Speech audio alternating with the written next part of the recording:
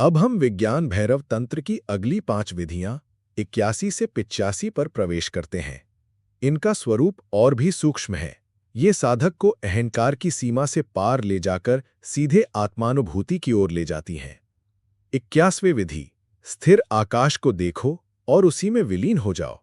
शिव कहते हैं, आकाश निरंतर स्थिर है, वही अनंत है।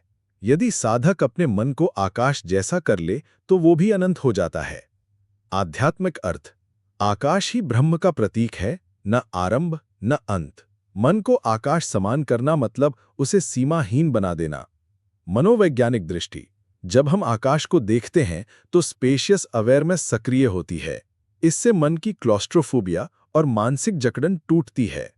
प्रयोग, रात के आकाश में तारों को देखते हुए कल्पना करो कि तुम्हारा मन भी उतना ही विस्तृत हो रहा है। 82वीं विधि, शरीर के भीतर आकाश का अनुभव करो। शिव कहते हैं, शरीर के भीतर भी आकाश है। जब साधक उस आकाश का अनुभव कर लेता है तब भीतर और बाहर की सीमाएं मिट जाती हैं। आध्यात्मिक अर्थ, शरीर केवल देह नहीं, उसमें भी ब्रह्म का वही आकाश विद्यमान है। मनोवैज्ञानिक दृष्टि, ये इंट्रोसेप्टिव अवेयरनेस है। जब ध्यान भीतर जाता है तो हमें शरीर के खालीपन और हल्केपन का अनुभव होने लगता है। प्रयोग, ध्यान में बैठकर अनुभव करो कि तुम्हारे हृदय, मस्तिष्क और पेट के भीतर भी एक विशाल आकाश है। 83वीं विधि, विचारों के प्रवाह को एक साथ देखना। शिव कहते हैं, मन में विचारों की धारा निरंतर बह रही है। यदि तुम उन्हें दबाओ नहीं, रोकने की कोशिश ना करो, बस पूरे प्रवाह को एक साथ देखो, तो वही समाधि है। आध्यात्मिक अर्थ, विचारों से लड़ना आवश्यक नहीं, उन्हें साक्षी भाव से देखना ही मुक्ति की कुंजी है। मनोवैज्ञानिक दृष्टि, यह मेटाकॉग्निशन है, अपने विचारों को देखना बिना उनमें फंसे। ये एंग्जाइटी और ओवरथिंकिंग दोनों को शांत करता है। प्रयोग, 5 मिनट के लिए बैठकर आंखें बंद करो। जैसे जैसे विचार आते जाएं, उन्हें नोट करो और आगे बढ़ने दो। 84वीं विधि, सुख दुख को समान मानना। शिव कहते हैं, सुख आए या दुख, यदि साधक उन्हें एक समान देखे तो वो द्वैत से परे हो जाता है। आध्यात्मिक अर्थ, द्वंद्व ही बंधन है। सुख दुख एक ही सिक्के के दो पहलू हैं। जो उन्हें समान रूप से देखे वही मुक्त है।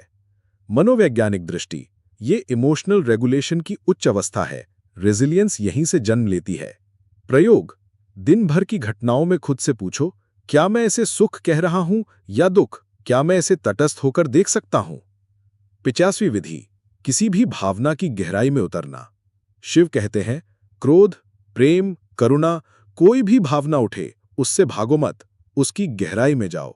जब अंत तक पहुंचोगे तो वहां शून्यता ही बचेगी।